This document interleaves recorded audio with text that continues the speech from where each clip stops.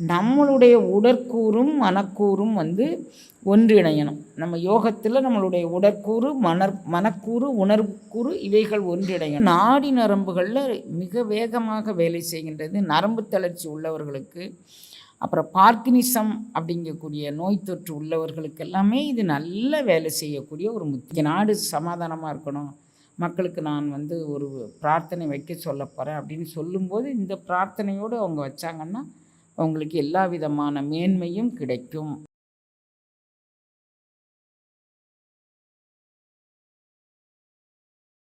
இன்று நாம் ஒரு உலகளாவிய ஒரு பிரச்சனை வர்றதுக்கு முன்னால் அதிலிருந்து சமாதானமாக எல்லாரும் இருக்கணும் அப்படிங்கிறதுக்காக வேண்டி இறைவன்கிட்ட ஒரு பிரார்த்தனை வைத்தேன். அப்போது எனக்கு தோன்றிய இந்த முத்திரையை நான் உங்கள் எல்லாருக்கும் சொல்லித்தரேன். இந்த பிரார்த்தனையினுடைய பலன் என்ன அப்படின்னு கேட்டால், இது நம்ம உடற்கூறு சாத்திரத்தில் எந்தெந்த இடத்துல எங்கெங்கே தடைகள் இருப்பதோ, அதாவது நாம் அடைய வேண்டிய இலக்கு, நியாயமான இலக்குகள் அனைத்தையும் நாம் அடையலாம். நம்ம தகுதிக்கு தக்கன, நம்ம வாங்கி வந்த வரத்திற்கு தக்கன, நம்மளுடைய பிராரத்த கர்மாக்கள் முன் செய்த அந்த வினையை கழிப்பதற்குத்தானே இறைவன் தனு கரண புவன போக்கியம் கொடுத்துருக்கான். தனுன்னா இந்த உடம்பு, கரணங்கள்னால் அதாவது ஞானேந்திரியம், கர்மேந்திரியம், அந்த கரணம், சுவை ஒளி ஊறு ஓசைனா, இது எல்லாம் 36 தத்துவங்களும் இறைவன் எதுக்கு கொடுத்துருக்கான்னா என்னை உணர்ந்து கொள் அப்படிங்கிறதுக்கு கொடுத்துருக்குறான். அவைகள் ஒன்றுக்கொன்று போராடி எப்பவும் யாருடைய வளர்ச்சியாவது கண்டு பொறாமப்படுது. யாருக்கு நன்மை நடந்தாலும் நமக்கு அது நடக்கலையே அப்படின்னு அது நினைக்கி போராட்டம் போராட்டம் போராட்டம், வாழ்வில் மிகுந்த போராட்டம். 1947 நாம் சுதந்திரம் வாங்கினோம். நாம் சுதந்திரம் வாங்கும்போது எவ்வளவு ஜனத்தொகை இருந்தது, இப்போ நம்ம ஜனத்தொகை எவ்வளவு பெருகி இருக்குது ஒரு கற்பனை பண்ணி பாருங்கள். ஆனால் அப்போது நம்மளுடைய சாவு எண்ணிக்கை எப்படி இருந்துச்சு, எத்தனை சதம் இருந்துச்சு, இப்போ எவ்வளவு ஆரோக்கிய வாழ்வின் எல்லையில் நாம் நிற்கிறோம். அதெல்லாம் நம்ம நாடு அவ்வளவு அதீதமான முன்னேற்றத்தை கண்டுள்ளது. நம்ம கூட தான் சுதந்திரம் வாங்கினாங்க அழுக்காறு, அவா, வெகுளி, இன்னாச்சர் இவன் மூலமே பயணித்து நாம் அடைந்த வளர்ச்சி என்ன, அவர்கள் அடைந்த தடை என்ன அப்படிங்கிறத நீங்கள் நினச்சி பாருங்கள். யாரையும் குறை சொல்வது நமது நோக்கம் அல்ல. அவரவர்கள் பண்பு அவரவர்களுக்கு இருந்தாலும் நான் உலகளாவிய சிந்தனைக்காக வேண்டி இதை சொன்னேன். நாம் நல்லார் ஒருவர் உளரேல் அவர் பொருட்டு எல்லோருக்கும் பெய்யுமல். எந்தெந்த காலத்தில் எந்தெந்த மகான்கள் தோன்றி தோன்றி தோன்றி ஒரு தடவை ஒரு அருளாளர் தோன்றினார், அவரோடு முடிஞ்சு போச்சு அப்படிங்கிறது இல்லை நம்ம சமயம். காலத்திற்கேற்றவாறு எங்கெங்கே எதுக்கு தடை ஏற்படுகின்றதோ, இப்போ பௌத்தம் தோன்றியது, சமணம் தோன்றியது, களப்பிரர்கள் அப்படின்னு ஒரு கூட்டம் வந்தாங்க. எந்த காலகட்டத்திலும் நாம் அழிந்து விடாமல் நிலைத்து நிற்பதற்கான ஒரு சூழ்நிலை நமக்கு இருந்திருக்கிறதுக்கு காரணம் என்ன, நம்ம ஆச்சாரியா பெருமக்கள் நம்மளை வழி நடத்தினது. நீங்கள் உங்களுடைய கோபதாபங்களை அடக்கி வச்சுக்கோங்க, காமக்ரோதங்களை அடக்கி வச்சுக்கோங்க. சினம், காமம், பொறாமை இவைகள் தவத்திற்கு ஒரு இழுக்கு அப்படின்னு சொன்னாங்க. அதனால் நம்ம தவம்னா என்ன, உற்ற நோய் நோன்றல் உயிர்க்கு உருகன் செய்யாமை அற்றே தவத்திற்கு எந்த உயிருக்குமே உருகன் செய்யக்கூடாது. அப்படி மாதிரி உயிர்க்கு உருகன் செய்யாமை உடைய தவசீலர்கள் அங்கொன்றும் இங்கொன்றும் இவங்கெல்லாம் நிறைய இருக்கணும்லாம் அவசியம் இல்லை. நமக்கு ஒரு சொட்டு போதும். நம்ம அருளாளர்கள் நல்லார் ஒருவர் உளரே, அவங்க எங்கேயோ ஒரு இடத்துலேருந்து அவங்க ஊதுறாங்க, அவங்க பிராணாயாமம் பண்ணுறாங்க, அவங்க வாசி பயிற்சி பண்ணுறாங்க, அவங்க மந்திர ஜபம் பண்ணுறாங்க, அவங்க யாகம் பண்ணுறாங்க, அவங்க யோகம் பண்ணுறாங்க. அவர்களால் நாம் வாழ்கின்றோம். எங்கேயோ ஒருத்தங்க இருந்து அந்த முறையில் அவர்கள் வாழ்ந்தவர்கள் உலகத்திற்கு ஒரு செய்தி சொல்ல விரும்புகிறாங்க, என்னை கருவியாக கொண்டு அப்படிங்கிற அளவுக்கு நான் தெரிஞ்சுக்கிட்டேன்.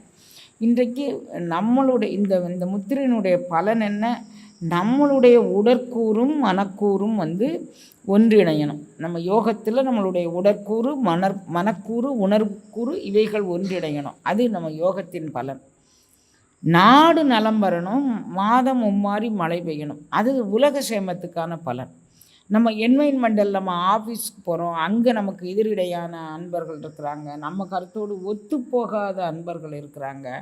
வீட்டுக்குள்ளே இருக்கிறோம், நம்ம வந்து அக்கா தங்கச்சி கூட, அண்ணன் தம்பி கூட, நட்பு சுற்றத்து கூட நம்ம கூட ஒத்துப்போகாத அன்பர்கள் இருக்கிறாங்க. அனைத்து பேரையும் இணைக்கும் ஆற்றல் இந்த முத்திரைக்கு உண்டு. இந்த முத்திரையை வந்து நீங்கள் பக்கத்தில் இருந்து எப்படி பண்ணணும் அப்படிங்கிறத எடுத்துக்கோங்க. ஏன்னா முத்திரை போடும்போது நிறைய பேர் எங்ககிட்ட இதை வந்து வீடியோவில் எங்களுக்கு சரியாக தெரியலை அப்படின்ட்டுருக்குறாங்க. இப்போ பாருங்கள், இப்போ 5 விரல் நமக்கு ஏற்கனவே முத்திரை வகுப்பு போட்டிருக்கிறோம், முத்திரை புத்தகமும் வெளியிட்ருக்குறோம். இப்போ இது வந்து நீங்கள் ஒரு 10 நிமிட நேரம், காலையில் 10 நிமிடம், உங்கள் சங்கல்பம், உங்கள் வீடு, உங்கள் என்வைன்மெண்ட் சுத்தமாக இருக்கணும், நாடு நலமாக இருக்கணும், இது 2 வச்சுக்கோங்க. மற்றபடி உங்களுடைய நரம்புகள் அனைத்தும் தளர்ச்சியிலேருந்து விடுதலையாகும். அப்புறம் வந்து இப்போ எங்கே திரும்பினாலும் யூரிக் ஆசிட் யூரினில் ரத்தத்தில் வந்து யூரியா பிரித்தெடுக்கப்படாமல் சேர்ந்து வந்து கை மூட்டுக்கள் எல்லாத்தையுமே பாதிக்கும். மூட்டுக்கள்லாம் வீங்கிக்கிடுது, கால் மூட்டு வீங்கிக்கிடுது. அவங்களுக்கு ஒரு சாரார் இது என்னன்னே தெரியாமல் வாழ்வின் எல்லையை அடைஞ்சிடறாங்க. ஒரு சாரார் என்னன்னு தெரிஞ்சு இந்த லேப் அந்த லேப் காணாதுக்கு யூடியூப்பு, அப்புறம் வந்து கூகுள், அப்புறம் வாழ்க்கை முழுதும் தேடி இவங்களும் ஒரு எண்டுக்கு வந்துடுறாங்க, அவங்களும் ஒரு எண்டுக்கு வந்துடுறாங்க. யுத்தத்தில் எதையுமே கண்டுபிடிக்காமல் போராட்டம் உடல் நிலையில்.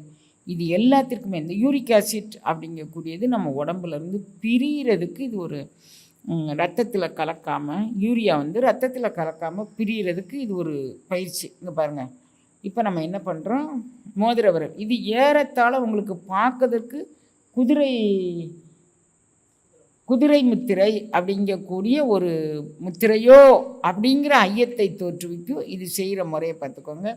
5 விரல் இருக்கா, இப்போது இந்த விரலுக்கு மேலே, அதாவது மோதிர விரல் அப்படிங்கக்கூடிய விரலுக்கு மேலே நடுவிரல் அப்படிங்கக்கூடிய விரலை பதிச்சுக்கிறீங்க. மோதிர விரலுக்கு மேலே நடுவிரலை பதிச்சுக்கிறீங்க. இங்கே பாருங்கள், இப்படி வச்சுக்கிறீங்க. இப்போ சுண்டு விரல் அப்படிங்கக்கூடிய விரலுக்கு மேலே ஆட்காட்டி விரலை பதிச்சுக்கிறீங்க. முதல்ல மோதிர விரலுக்கு மேலே நடுவிரலை வச்சுக்கிட்டீங்க.